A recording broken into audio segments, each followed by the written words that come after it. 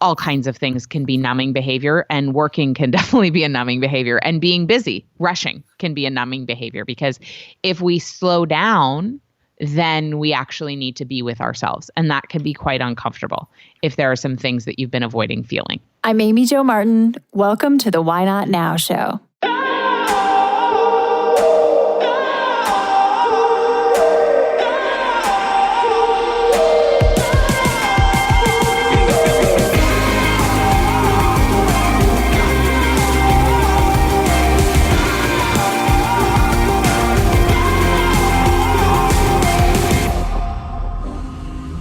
You know that thing you've been thinking about doing? Yeah, that one. Why not now? Have you ever actually taken the time to ask yourself, what's stopping me? Let's talk it through. This is your chance to give that idea the attention it deserves and take action. Each episode, I have a chat with a fascinating person, from entrepreneurs to athletes, celebrities, my parents, rocket scientists, and all walks of life.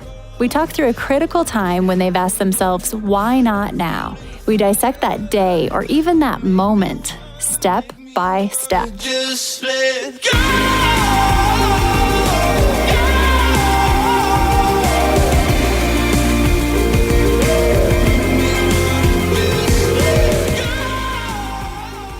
Today we have an author on the show, and it's actually interesting because when I was in Denver and Lincoln, my son, was in the NICU, my good friend Emily brought me this book, and she said, you have to read this. This is for you right now.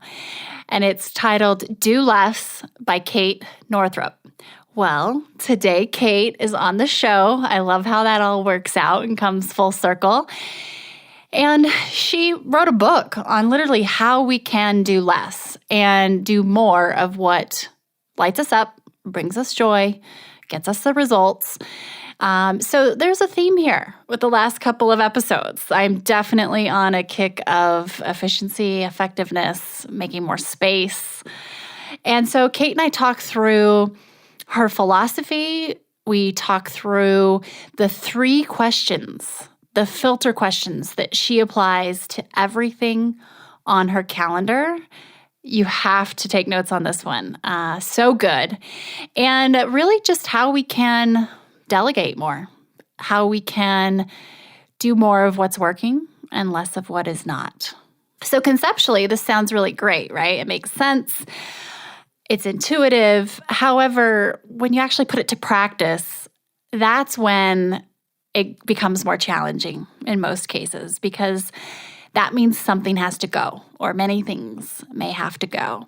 And the real case studies, the real examples that Kate shares are where we really learn, in my opinion, because it all makes sense. It's just in application, sometimes things feel a little different.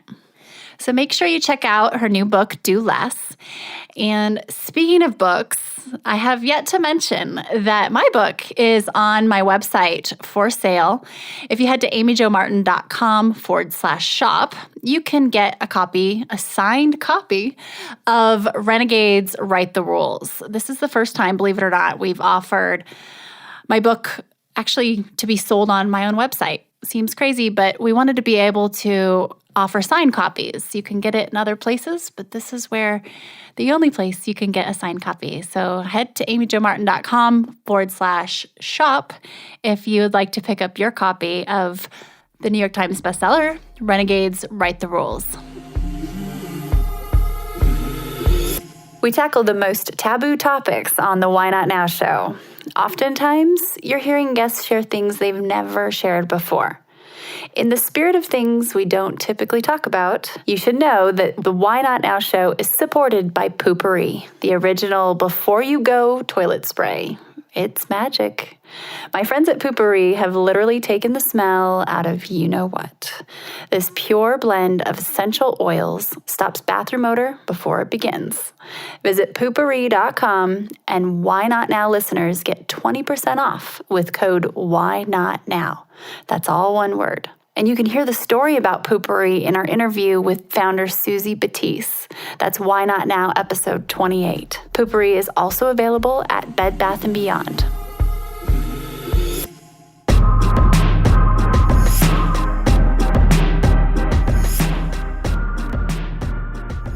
Kate, welcome to the show. Thank you for being here today. Thanks so much for having me. Absolutely. And let's hop right in. Can you tell me about a time when you had a big decision to make and you had to ask yourself, why not now? We'll talk through that minute, that day, hour, season, and dissect how you went from idea to action. I mean, there are so many. When I received this question in prep, of course, there are so many of these moments. And I think that my husband and I, who also run our company together, have talked about that we think that one of the reasons we've been able to do so well, meaning, just create a business that we love and serve a lot of people, is because we are really fast decision makers. Like, we just know and then we go for it. So one moment like this was actually many, many years ago. Well, I mean, relatively. It was in 2012. And my book, Money, a Love Story, was just in its infancy. So I think I had written like a chapter of it. And it was coming out in September of 2013. And what happened is we had a bunch of people in our community. I'd been blogging for 3 years or 2.5 years. And we had a lot of people in our community asking for this material that I'd been hinting at about financial well-being and really a new perspective to apply to the personal finance industry that I'd been practicing in my own life and that I'd been teaching in these women and wealth seminars.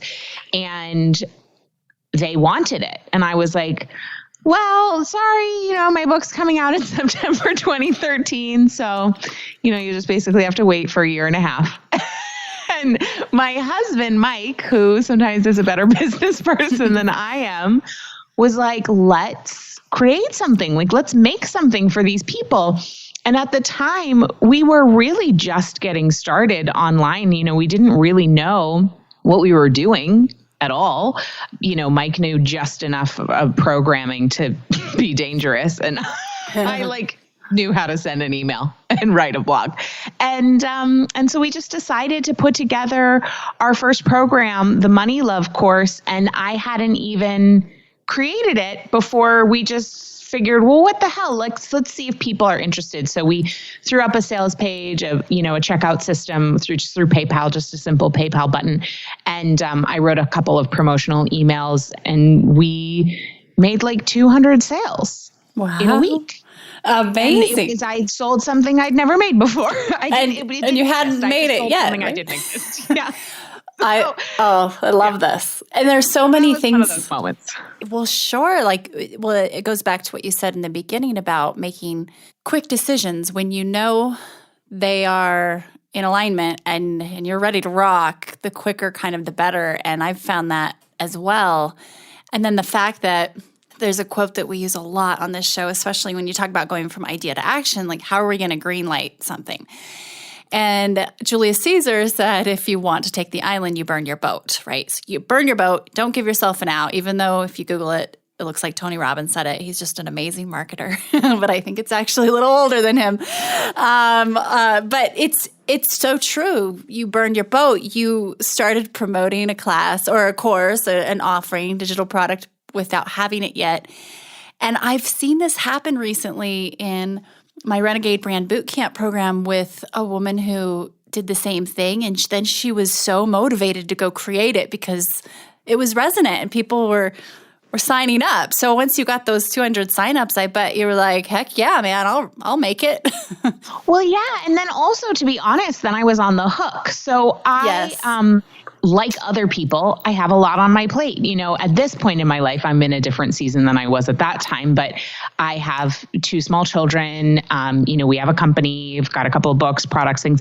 And another super simple example of, I know that this was not your prompt, but I'm going to tell you another example of a why not Bring moment. it. Love it. was 2 weeks before my book was coming out, I got this opportunity to do a book launch party in Los Angeles.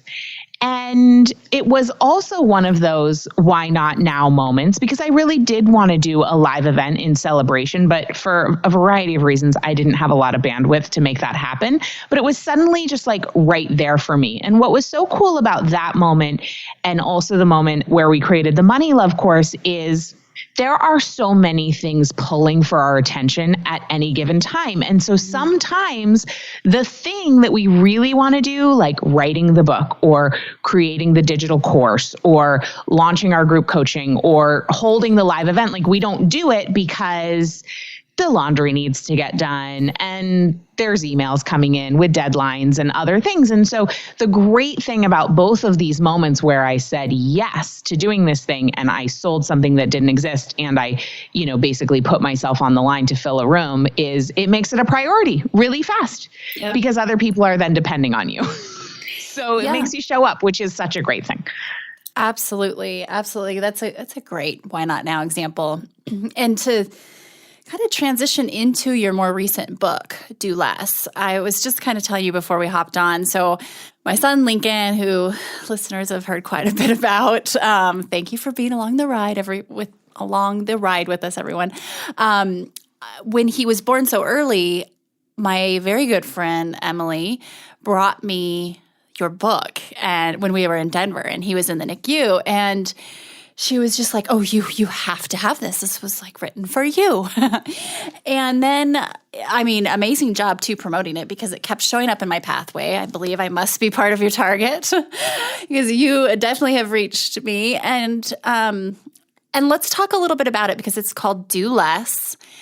And this has conceptually been my focus since Lincoln has been born, is I have made it my number one priority, other than keeping him alive, of course, and loving him, to simplify and make my life more efficient. And I call it declutter. I just had Greg McKeown on, who's the author of Essentialism, which I'm obsessed with that book. They could be cousins. Your book could be a cousin of Essentialism, but it's a full 100%, like 360, just clear out really of evaluation of what is absolutely necessary. I know you talk about the 80-20 rule in your book, but also just, I keep saying it's people, places, things.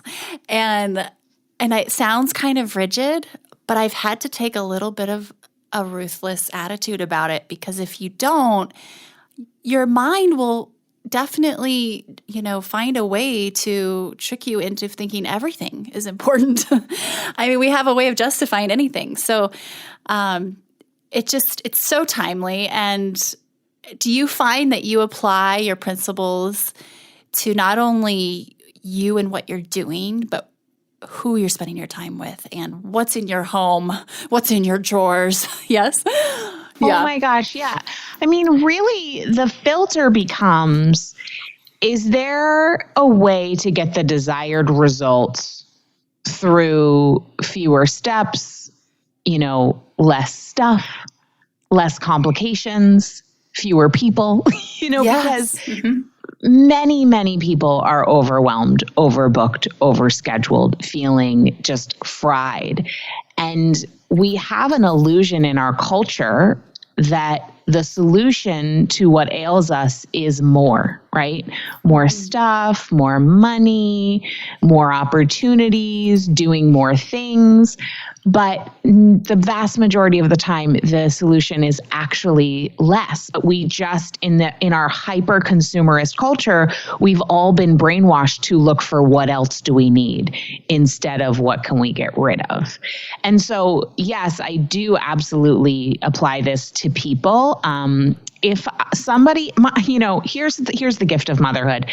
I just have these two little beings who depend on me for their survival. And so therefore, if somebody comes in to my life and is sucking my energy, it's so instantly apparent that they are sucking energy that either I need for myself so I can show up for my kids or that my kids need. Mm-hmm. And so I've become quite ruthless about my boundaries, and I will, in a lot of things, in terms of policies that we have within our company, if somebody's a pain in the ass out of the gate, I do not do business with them. It no doesn't asshole matter how rule. fancy. Yes. Yeah, the no asshole rule for sure.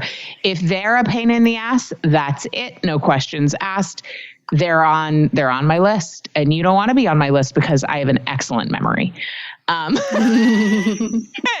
And I really don't. And I'm actually an incredibly kind person, and I have so many connections and true relationships that I adore. But if somebody is selfish, overly needy, just expecting more than I can offer and aren't willing to hear why, then I just have no time for that.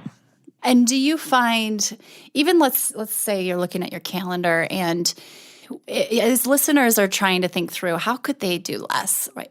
How could they adopt more of the mentality? And it doesn't mean do nothing, right? It means do more of what you actually enjoy, what brings you joy and fulfillment. But I had to find a little bit of bullish ruthlessness. It is that even if it's my closet, it's like, nope, there's no question. Like there is no debate. It is a gut feeling now, in, out.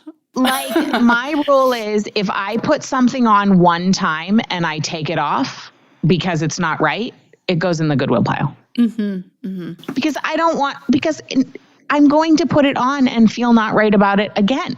And that applies to every area of our lives, whether it is a shirt or going to coffee with a friend or feeling off when you get off the phone with somebody. Now, sometimes with relationships, it's tricky, right? Because sometimes we're related to these people or they're our neighbor or something. It's not like I'm saying like you just cut people out of your life. Right. No.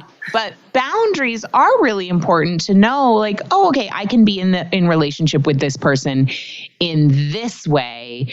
Maybe they are I have friends who I've been away on trips with, and I realize, oh, that is not a friend I can go away on trips with, but they're a brunch friend. Sure. Okay. Yes, I love it. It's okay to have different categories.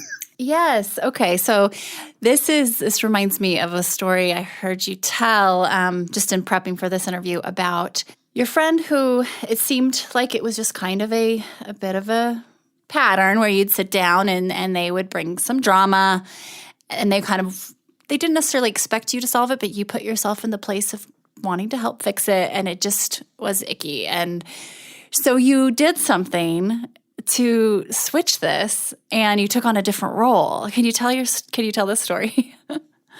Yeah, absolutely. So I noticed that our loop that we were in, which I absolutely contributed to, was I was sort of playing fixer and she was playing, drama. And every time we got together, this is what we did, is we worked on her drama. And it started to feel really draining to me and just not that fun. But I really love her. So it wasn't like, oh, I don't want to be friends with this person. I was hanging out with somebody at the time, a dear friend of mine named Terry Cole, who had taught me, not in regards to this situation, but just like in terms of relationships in general, that if you change your dance, the other person can't help, but they automatically have to change their dance because they can't keep dancing with you in the same way if you stop doing your dance. And so I just said to my friend, the next time she brought up her latest drama, I said, wow, that sounds really intense. What do you think you're going to do about that?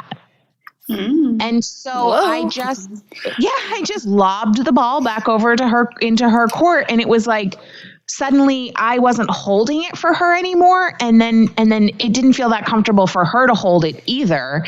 And so honestly, within a couple of minutes, like we were talking about something completely different and it actually changed the pattern in our relationship. She no longer was trying to throw her drama at me to hold.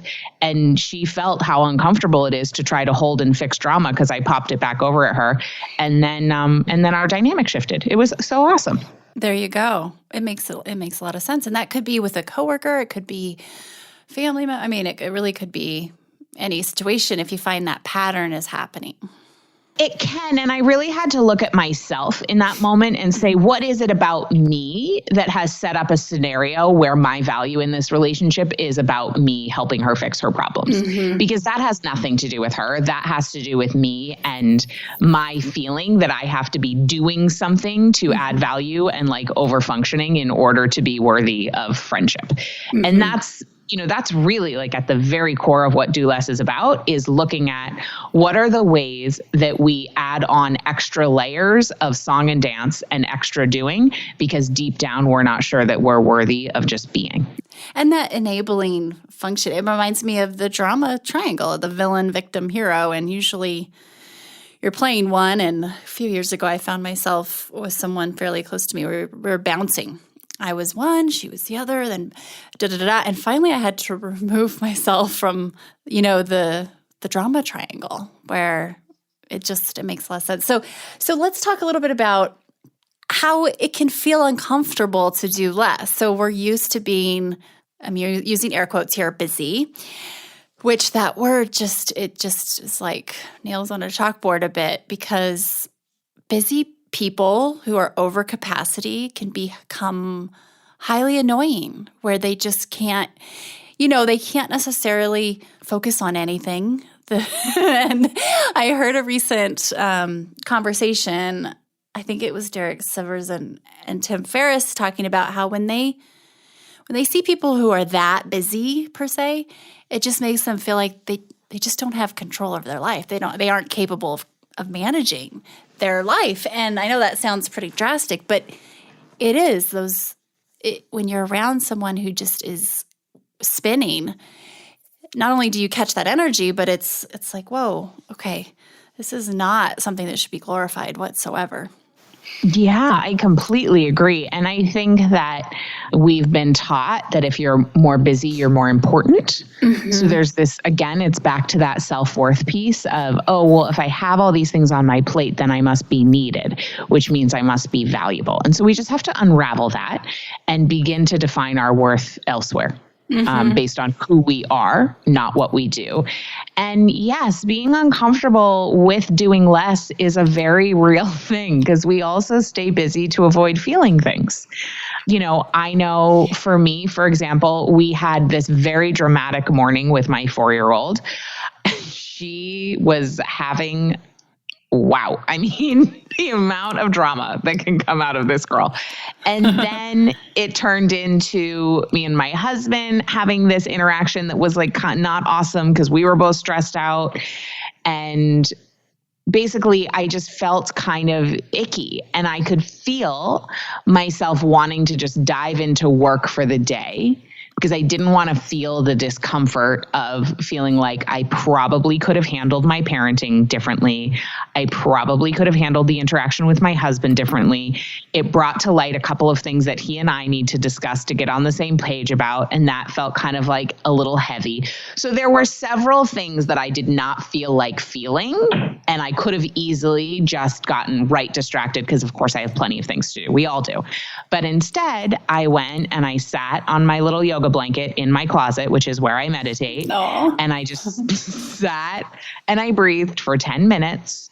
And I allowed my central nervous system to like feel what it was feeling and kind of pass all those emotions through my body so that they didn't get stuck. So I actually felt what I was feeling, and then eventually calmed my central nervous system down and really asked my inner self, like, what information do I need right now? And then I was able to go about my day from a much more grounded, centered place. And that has felt awesome.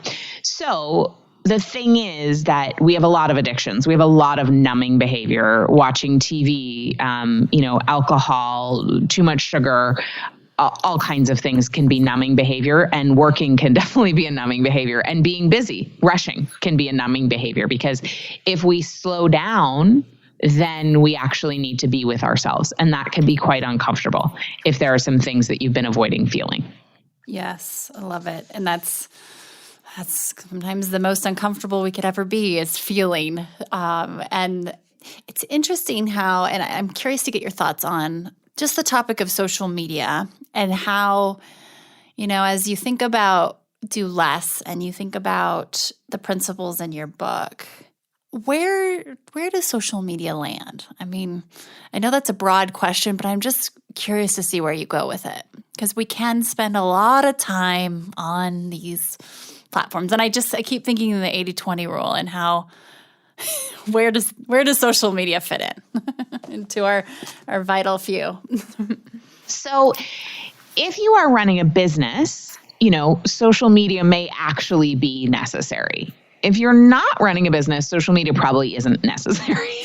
I love it. And for some, right? Just to be honest, for some businesses, social media is actually not necessary. I know some incredibly successful business owners who don't use social media, and I love them for it.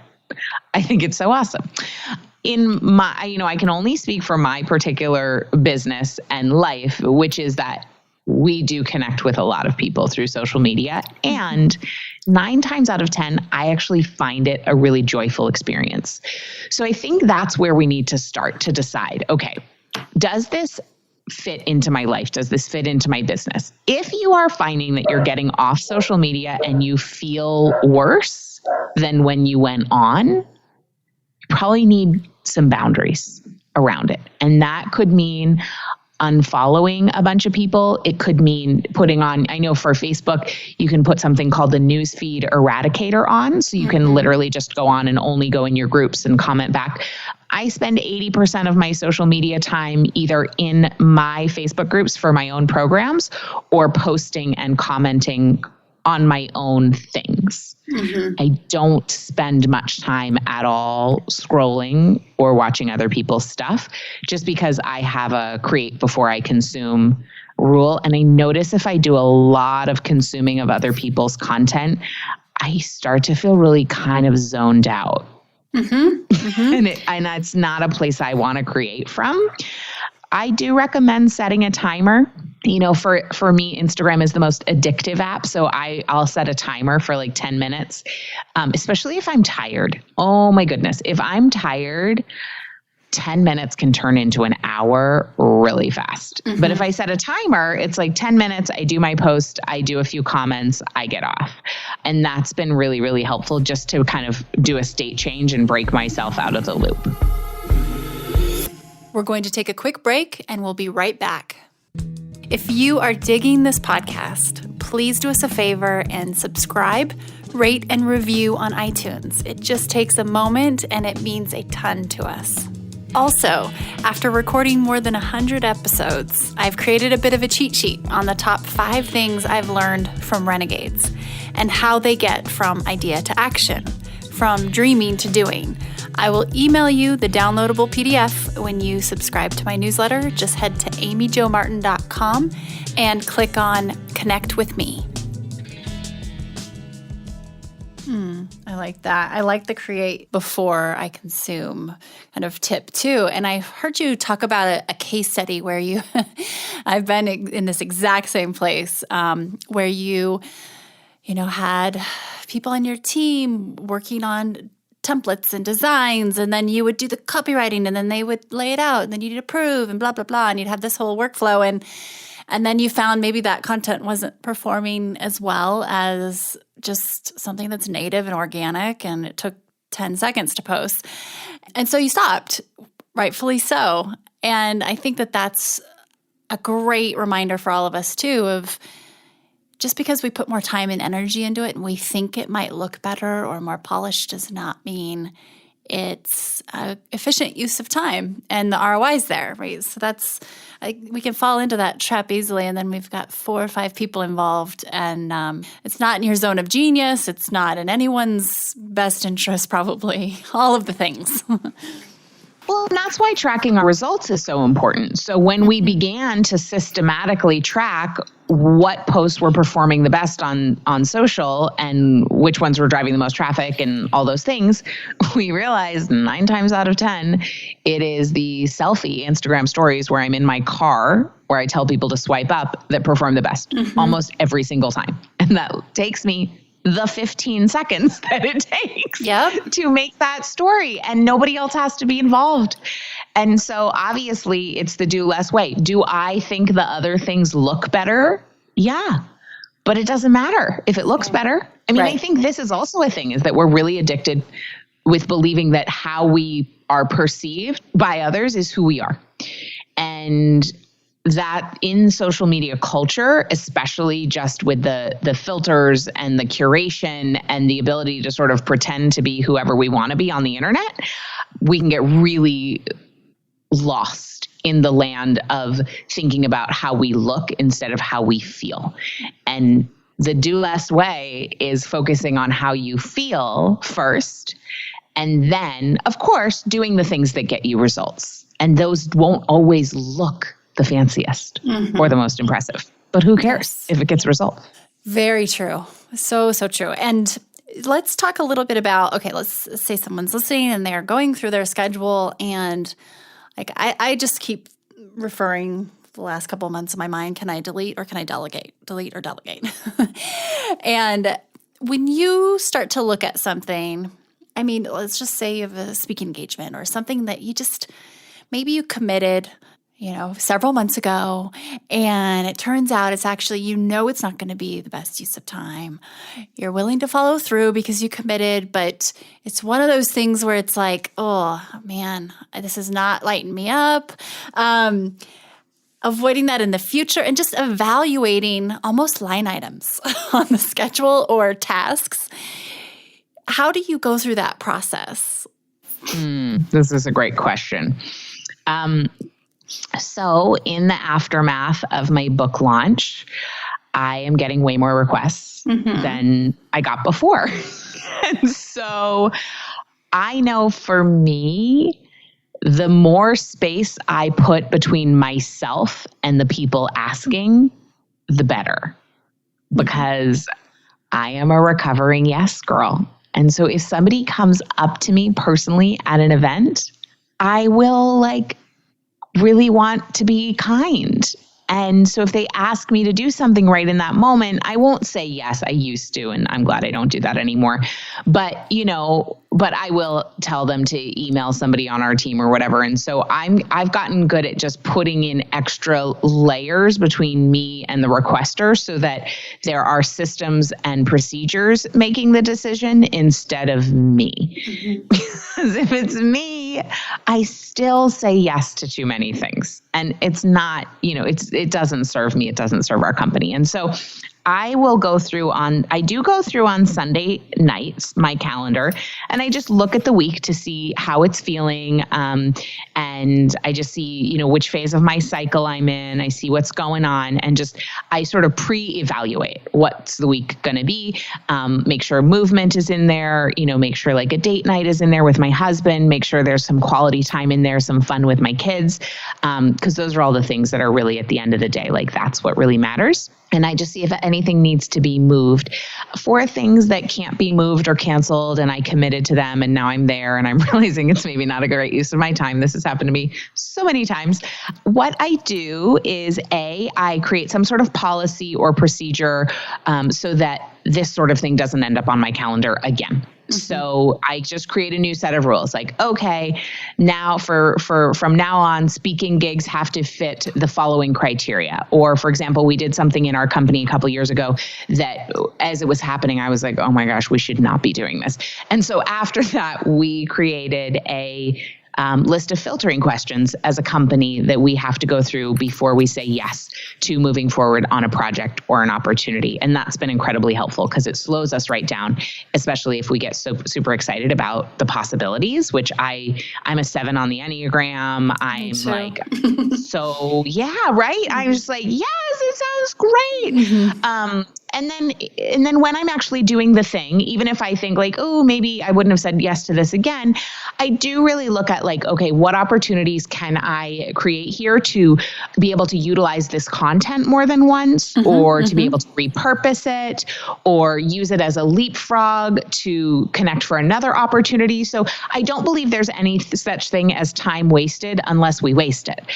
We can always make it time invested, even if we're doing something that we think maybe we shouldn't be doing. But then the opportunity is well, how can I make this a win-win moment for all the people involved, for the people who are showing up for the event, for myself, and for the event organizer? Because certainly if I have said I'm going to do something, I am showing up. my full self. Gotcha. Awesome. And It's just a mindset shift. I decide it's the best thing ever. yeah. Well, yeah, you kind of have to, right? And then, like you said, you're able to glean other benefits from it if you start to think creatively. And sometimes that's probably the best things can happen in those situations. And surprisingly, your 3 questions when you're scheduling your week, for example, does this need to be done? Does this need to be done now? And does this need to be done by me? So good. Those are just gold, because if one doesn't catch, like if one falls through the cracks, it's likely one of the other 2 questions will probably catch you. But do you have anything recently where you're just like, no, actually, this just doesn't need to be done. Goodbye. No longer necessary. Yeah. Oh, yes. I mean, it's such a good question. Well, yes, actually. So I'm in charge of fundraising for our daughter's co-op daycare preschool.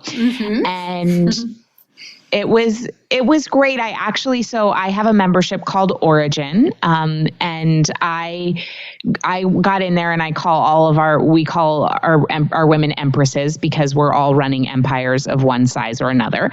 And so I got in there and I was just like, empresses, I'm in charge of these fundraisers, and we're trying to come up with new solutions that are kind of do less.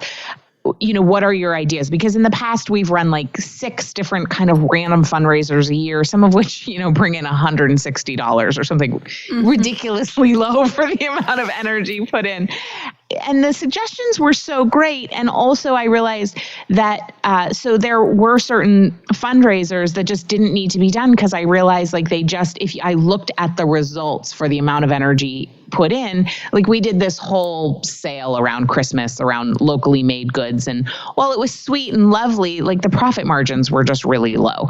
And so I really have started to look at it from just a business nuts and bolts perspective. And so instead, we're really focusing on our smile.amazon.com account. So having all of us order all of our Amazon things through the day, because the daycare is a 501c3, through its Smile account. So such low hanging fruit, right? We're already doing all this ordering. Let's just make it benefit the school. And then secondly, in the state of Maine where I live, we get a deposit back for returnable bottles and cans. And so we have these clink bags. And I know everybody at daycare is like drinking seltzer. All the parents are drinking seltzer, drinking wine, drinking beer, whatever they're drinking. And so all of those cans and bottles can just go in a bag, and then they go to the redemption center and we get money.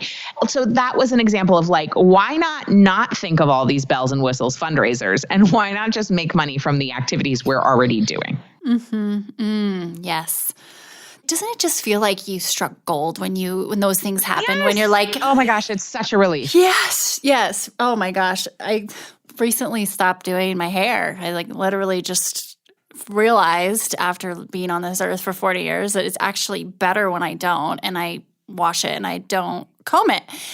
Heaven forbid, all the years. And I added up the time, and I think that's one of the things that incentivizes me the most to want to make more space, is because I'm like, that's 11.3 days in a year I could be hanging out with Lincoln and reading with him or whatever, right? I love that example. I also don't do my hair. I haven't for years. Also, my friend Aya, who I just love this. I had her on a panel. She's the fashion director for Hearst. So she oversees Cosmo, Teen Vogue, like all of the big magazines. And she was just like, oh yeah, no, I just have a policy. I don't wear makeup. Love it. I mean, revolutionary at the head of that brand in the fashion department. Exactly. Like, yeah, no, I just don't wear heels, and I just don't wear makeup. I love it. And in that role too. She's saving. Yes. And money too. I mean, cosmetics. Freaking revolutionary. I love this one. Skin. And I know, I totally could hang with that one. I got to keep my red lipstick. It just makes me feel better. I still wear makeup also, but my routine is like 5 minutes. It's very simple. That's pretty legit right there. Yeah. So what is one lesson you find yourself learning over and over, Kate? For us sevens, the enthusiasts, the lesson I keep learning over and over again is matching my eyes with my schedule. So, and matching my level of enthusiasm with my schedule. And it's again and again at a higher level. I really do believe we learn these lessons, at a higher evolution each time. So it's not the same lesson, but it's like the same lesson at the next level, which is learning to say no, and learning that like me saying no does not mean that I won't get any more opportunities. In fact, it's the opposite. So I'll give you an example. I just canceled something that was going to take me 17 hours. And that's quite a bit of time, right? That's easily half my work week. I usually work about 30 hours a week. So it's a little bit more than half my work week. And I canceled. I felt bad, but I also felt relieved at the same time. Literally within an hour, I get an email about another opportunity in the same category that will take 1 hour of my time and have like 100 times the results of what that 17-hour time commitment was going to be. And that felt like such a wink. So that's the lesson for me, is like trusting that when I say no to what is not optimal, that optimal and even better is right behind it. Yes, absolutely. And you're saying yes to something else too, that's at the moment, right?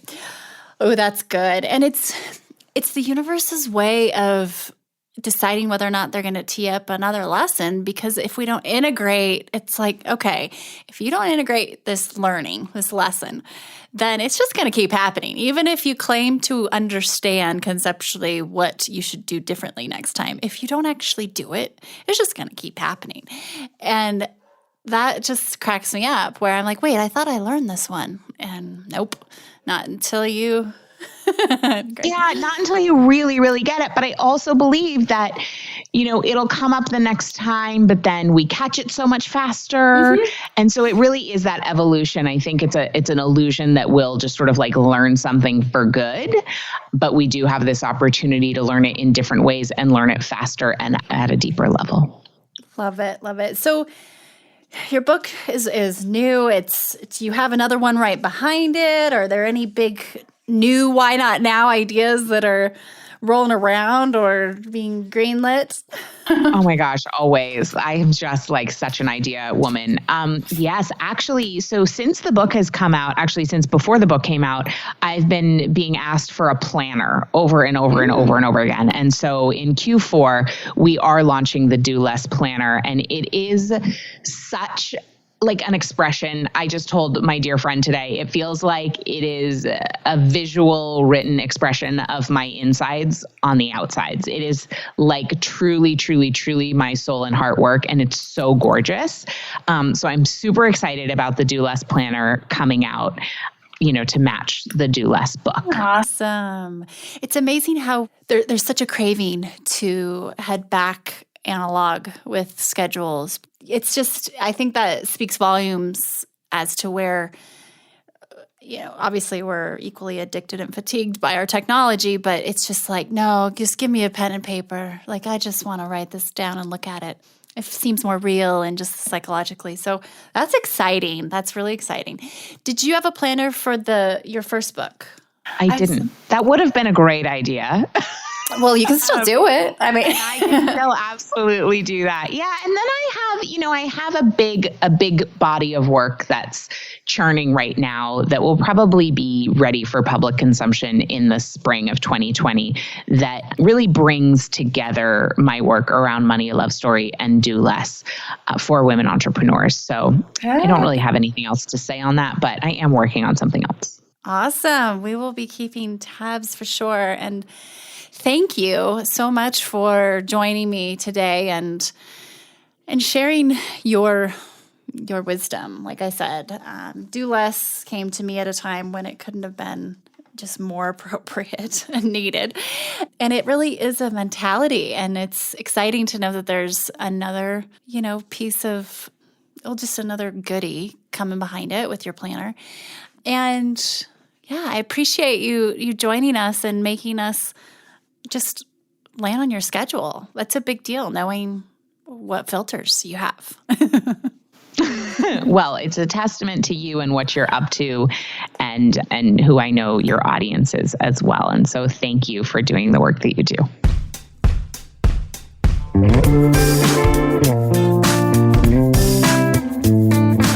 Hey everyone, thanks for listening to the show.